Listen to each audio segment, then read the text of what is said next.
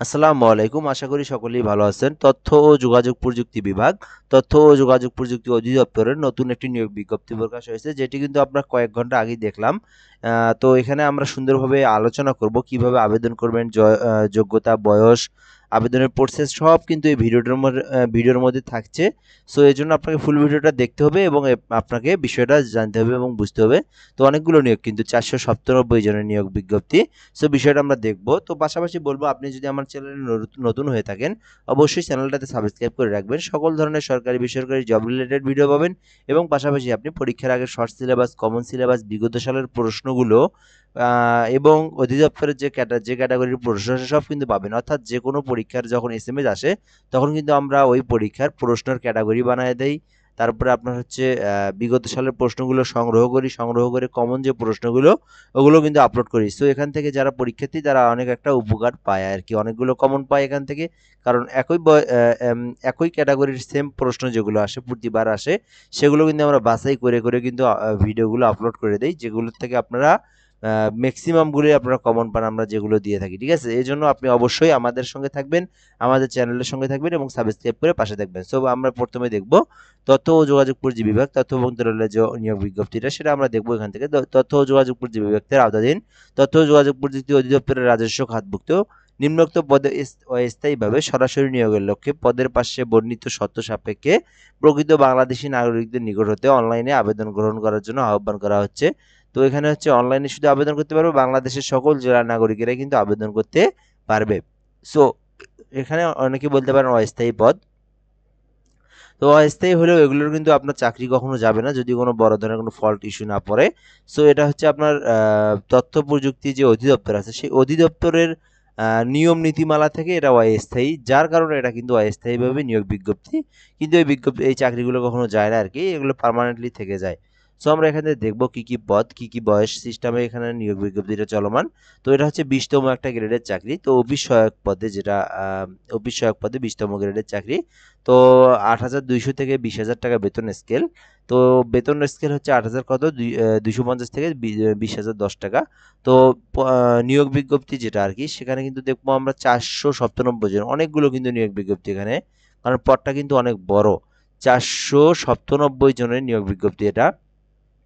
So যারা 20তম গ্রেডে যারা চাকরি খুঁজে থাকেন আপনারা কিন্তু আবেদন করতে পারেন। অনেকগুলো যেহেতু পদ এখানে, তো একটা কন্টেস্ট ভালোই হবে আর কি, আশা করা যায় এখান থেকে কিন্তু ভালো একটা কিন্তু আপনার বিষয় আর কি, এখানে ভালো একটা কন্টেস্ট হবে আর কি। যাই হোক, তো আপনারা কিন্তু আবেদন করতে পারেন এটাতে। আপনার শুধুমাত্র এসএসসি বা এইচএসসি হলে কিন্তু আপনি আবেদন করতে পারবেন। এসএসসি হলে আপনি আবেদন করতে পারবেন কোনো স্বীকৃতি বোর্ড হতে, মাধ্যমিক স্কুল সার্টিফিকেট বা সমান পরীক্ষা উত্তীর্ণ সহ সংশ্লিষ্ট কাজে অভিজ্ঞতা, অর্থাৎ আপনি এসএসসি পাস করা থাকলে আপনি আবেদন করতে পারবেন। সো অবশ্যই আপনারা আবেদন করবেন, যেহেতু 20তম গ্রেডের চাকরি, আপনার 497 জনকে নিয়োগ দেওয়া হবে।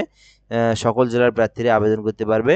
সো বিষয়টা কিন্তু আপনারা জানতেই পারলেন। এখন আবেদনের নিয়ম নীতিমালাগুলো দেখবো এবং আবেদন কিভাবে করবেন এটাও কিন্তু আমরা দেখাই দেবো।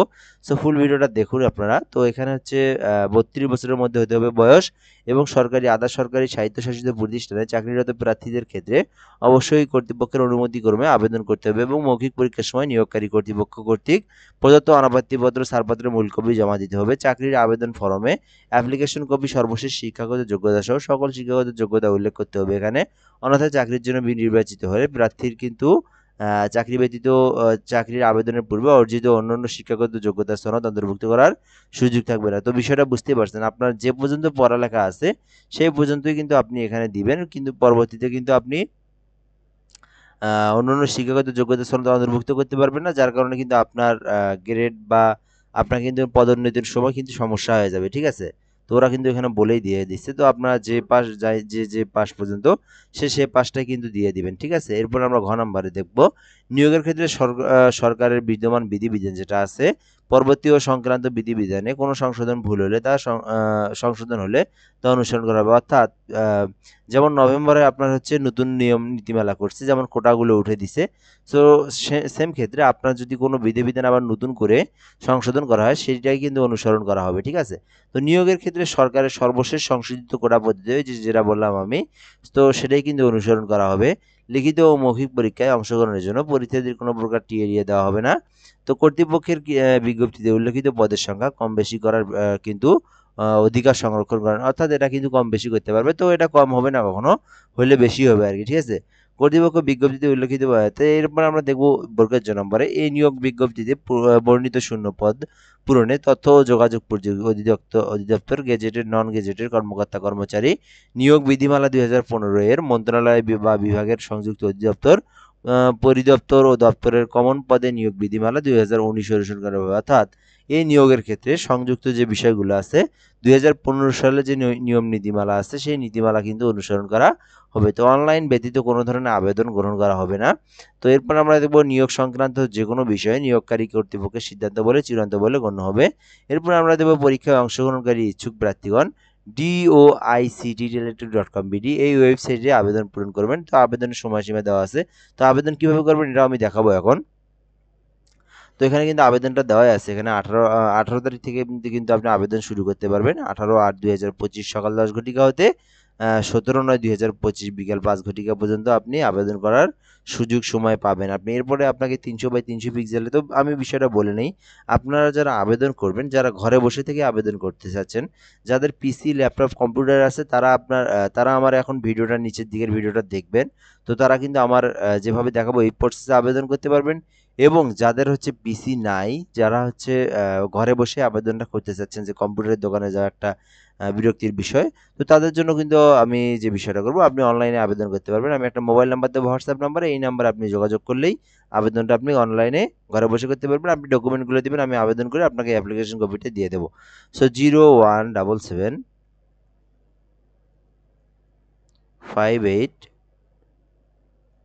303 12 0177 30312 0177 এই নাম্বারে যদি আপনি হোয়াটসঅ্যাপে যোগাযোগ করেন, এক্ষেত্রে কি কি লাগবে আমি একটু বলে দেই। চাকরির জন্য যে বিষয়গুলো লাগে, তো প্রথমে আপনার নাম, পিতার নাম, মাতার নাম, এই তিনটাতে বাংলা এবং ইংরেজিতে দিবেন। তারপরে হচ্ছে জন্ম নিবন্ধনের আপনার যেদিন জন্ম নিবন্ধন সেটা দিবেন।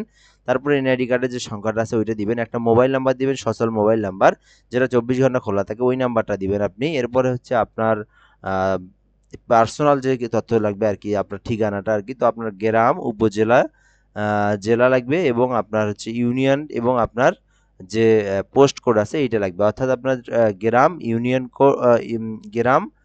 ইউনিয়ন, তারপর হচ্ছে উপজেলা, জেলা এবং অর্থাৎ হচ্ছে আপনার কোডটা লাগবে, ডাকঘরের যে কোডটা আর কি, পোস্ট কোড, সেটা লাগবে, ঠিক আছে। পার্মানেন্ট অ্যাড্রেস, প্রেজেন্ট অ্যাড্রেস আলাদা হলে সেটা আপনি বলে দিবেন। এবং পাশাপাশি আপনার এসএসসি দিয়ে যদি করেন, এসএসসি বা এইচএসসি যেটা দিয়ে করবেন আপনি, সেই এসএসসির রোল নাম্বার, রেজিস্ট্রেশন নাম্বার এবং পাসিং ইয়ার, এই ইত্যাদিগুলো বিষয়গুলো দিয়ে কিন্তু আপনি এবং দিবেন, এবং পাশাপাশি একটা ছবি দিবেন, আর একটা স্বাক্ষর দিবেন, সাদা কাগজের স্বাক্ষর দিয়ে দিবেন। এই বিষয়টুকু যদি আপনি আমাকে হোয়াটসঅ্যাপে দেন, আমি কিন্তু আপনাকে আবেদন করে অ্যাপ্লিকেশন কপিটা পাঠিয়ে দেবো আপনার হোয়াটসঅ্যাপেই, ঠিক আছে। তো বিষয়টা কিন্তু এইভাবেই সহজ। তো যাদের কম্পিউটার পিসি আছে তারা কিন্তু 300/300 পিক্সেলের ছবি নেবেন। 300/80 পিক্সেলের ছবি ফটোশপের মাধ্যমে ক্রপ করে কেটে নিয়ে আপনি আবেদন করতে পারবেন। তো আবেদনের পেমেন্টের ফিটা কত, এটা একটু আমরা দেখে নেবো এখানে। সো পেমেন্টের যে ফি সেটা হচ্ছে আপনার মাত্র 56 টাকা, ঠিক আছে। 56 টাকা এবং 5 টাকা হচ্ছে দুইটা এসএমএস এর জন্য খরচ হয়, যেটা হচ্ছে 102 টাকার মতো খরচ হবে আর কি। তো এই খরচটা দিয়ে কিন্তু আপনি টেলিটক সিমের মাধ্যমে পেমেন্টটা করতে পারবেন। তো কিভাবে পেমেন্টটা করবেন, আপনি এই যে এখান থেকে ডিওআইসিটি স্পেস ইউজার আইডি, যেটা অ্যাপ্লিকেশনের যে ইউজার আইডি আছে সেই ইউজার আইডি দিবেন, দিয়ে 16322 নাম্বারে পেমেন্ট করবেন। তো এরপরে দেখবেন একটা হচ্ছে পিনকোড আসবে, সেই পিনকোডটা দিয়ে আপনাকে আবার কিন্তু দ্বিতীয় এসএমএস এর জন্য ডিওআইসিটি স্পেস ইএস লেখে স্পেস পিন নাম্বার যেটা আছে সেই পিন নাম্বারে 16322 নাম্বারে আপনাকে পেমেন্টটা করে দিতে হবে। সো এইভাবে কিন্তু আপনি আবেদনটা করতে পারবেন, খুব সহজ প্রসেস। সো এরপরে হচ্ছে কিছু আর নাই এদিকে। যাই হোক, বিষয়টা আমরা এ পর্যন্তই দেখলাম। তো পাশাপাশি বলবো অবশ্যই চ্যানেলটাতে সাবস্ক্রাইব করে রাখবেন, যে কোনো ধরনের সরকারি বেসরকারি তথ্যগুলো কিন্তু আপনি পেয়ে যাবেন, ঠিক আছে। তো এ পর্যন্ত আজকের ভিডিওটা। যে কোনো সমস্যা হলে অবশ্যই কমেন্ট বক্সে জানাবেন এবং আবেদন করতে চাইলে অবশ্যই আপনি হোয়াটসঅ্যাপে যোগাযোগ করবেন। তো এ পর্যন্তই, ধন্যবাদ, ভালো থাকবেন, আসসালামু আলাইকুম। এটা